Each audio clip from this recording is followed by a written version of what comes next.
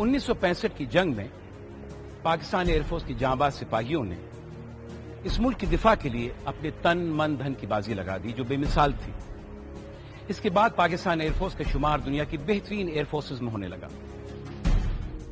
अब आप जिस शख्सियत से मिलने जा रहे हैं, 1965 की जंग में एयरफोर्स की कारकर्दगी के हवाले से इनका किरदार निहायत अहम रहा है। He served on many commands, including leading the 19th Sqdn to conduct the famous raid on Pathakot, which resulted in the destruction of 13 enemy aircrafts. Thank you very much, Air Commodore Sajad Haider Saab, for being with us. Can you tell us what was the condition of Pakistan Air Force at the time of independence?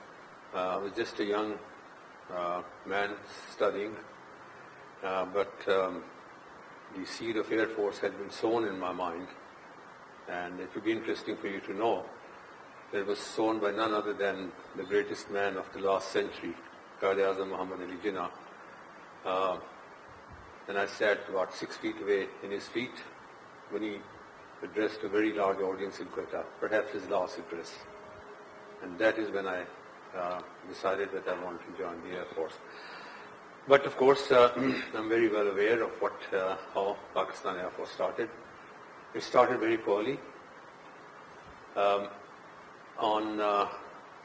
In May,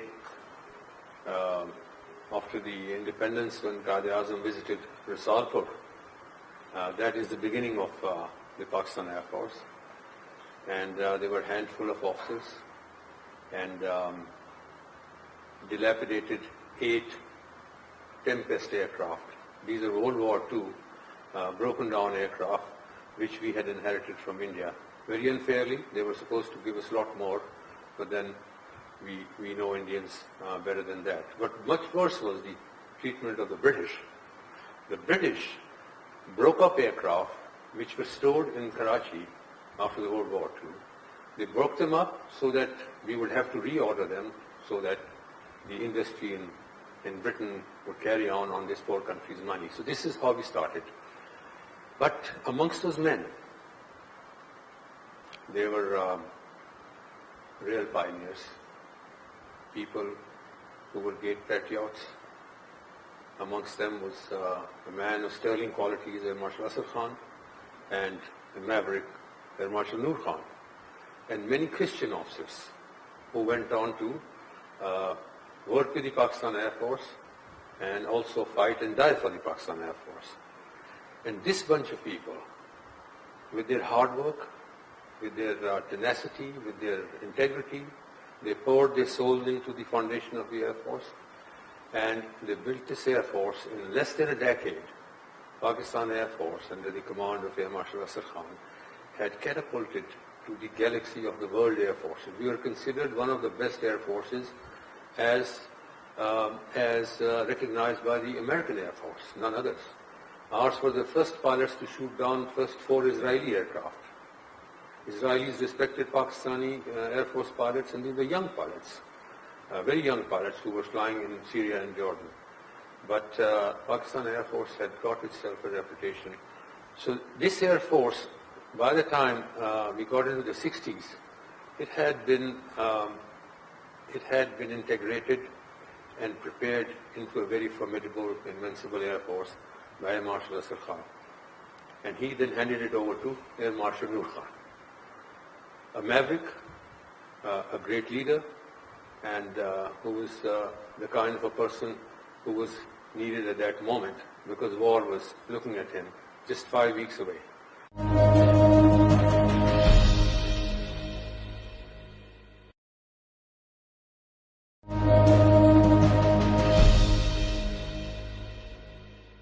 Was Pakistan Air Force ready for battle air force? Well, let's take 65 first. I think we could never have been more ready for war than on that day. And as you know, I think results speak for themselves.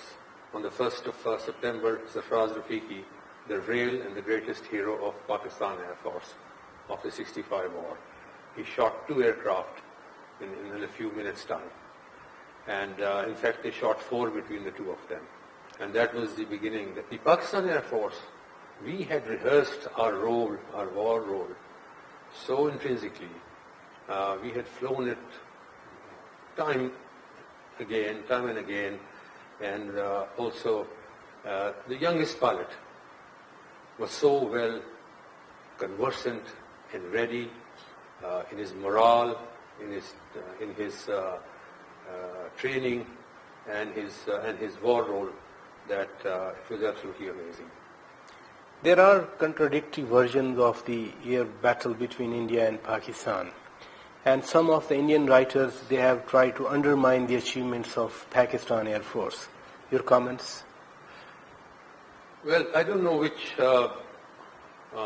particular people that you're referring to here, which authors have done that, because some of the valid books that have been written have been by Pushpinder Singh Chopra, Rafiqui, and in many other magazines, many articles have come.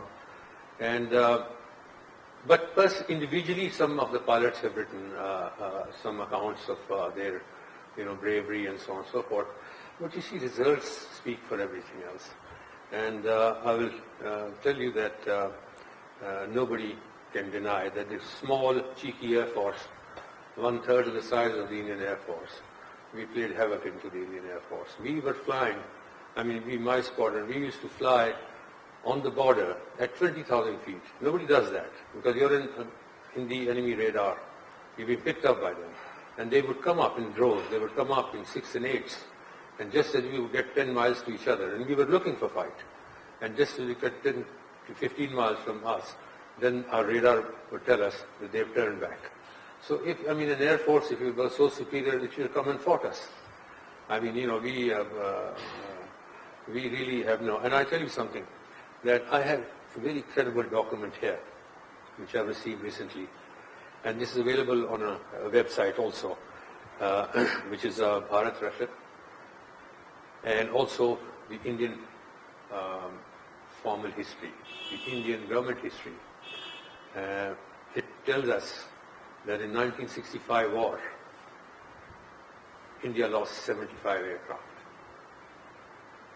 75 aircraft were lost, few to accidents, but mostly to air operations by Pakistan Air Force, by the fighters, the bombers, fighter bombers from West Pakistan, and fighters from East Pakistan, and in the air. And this is their admission that they lost 75 aircraft, and we lost 17. Now you work it out. That the Air Force, 1/3 the size of its opponent, shoots down 4 times the size. So if you try and work out the combination, it gives you an answer. I don't need to prove any further to you as to what. But people who write, these nursery rhymes and myths, nobody trusts them. You see, nobody believes. People who are professionals, who are, let us say, who are fond of history, they also have perception, they also have a mind, and they also have a judgment. And when you read a bad document, you throw it away. Was there any sense of camaraderie between the two armies, especially when they came from the same training ground? We were two adversaries. We were now fighting each other. So there was no question of camaraderie between the two. But, one thing that I would say here that might make sense to the Americans, and that is that we were very clear that the war is between armed forces. We don't believe in collateral damage. We consider it a sacred trust to go and only destroy military targets and not go and, make ramen,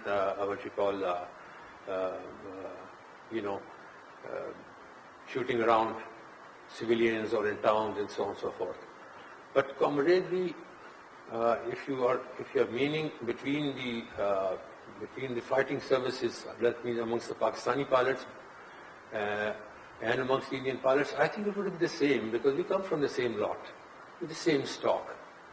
We've been trained by these same people, the British, and so on. So the question that would arise is then, why was Pakistan Air Force so superior? It came out so well in the 65 war, and also in the 71 as I go on. it was, number one, our training was far superior to the Indians. Our training was far superior. Our pilots were far better with their what you call equipment and with their armaments than their counterparts. Second thing was planning of war was very realistic, and it had retained initiative in their hand. That means within a defensive policy, we as a small air force would have to hit them first. And the third, the most important thing was leadership. The leadership of Pakistan Air Force. Where does the Pakistan Air Force stand as far as technical things are concerned? And in one of your writings, you said that Pakistan Air Force has not been replenished after '92. What's your takes on that? You see, Pakistan Air Force has been highly and extremely criminally neglected until about 4 years ago. The political leaders over the past decade before that had played havoc into the Air Force. I think because of their whole attitude towards life was corruption. And the Air Force had been a pristine, breathing clean air. They tried to pollute it. The Air Force resisted it. And therefore, Air Force could not get any new equipment. The pilots have been flying aircraft that are more than 25 years old. And no Air Force in the world today can defend itself, especially when the adversary has preponderance in numerical, in technology, and in support from around the world. So therefore, I would say that yes, the PF was highly neglected until recently, and now they've started to get the funding and got the go-ahead to go and procure. But we have passed through some very dangerous time. We have to remember that 2002 was a very critical moment in Pakistan's history. If the Indians had gone for some adventurism, this nation might have regretted not having given the Pakistan Air Force what it needed. Although I know that one of the main reasons why that Indians resisted was because of the formidable force that the Pakistan Air Force was and what they would have done to the Indians in the opening phases.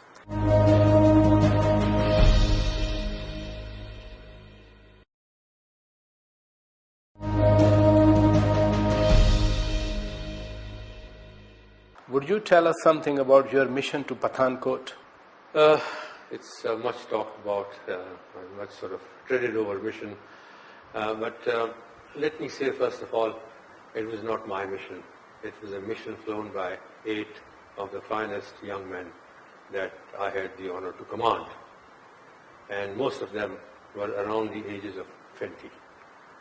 And their experience was far less than mine. My job was to lead them onto the target. And it was not the planned mission that we had been rehearsing. There's something that never been said before. Our mission was totally different. It was changed right at the last moment. But when we were given the mission, we had trained for all kinds of contingencies. So it was not a problem for us. It was a question of drawing lines of a tactical approach to another target. And fortunately, with the grace of Allah, who was definitely the one that was above us, defending us, because we were going into a mission which was at the outermost ranges of the F-86 fighter aircraft.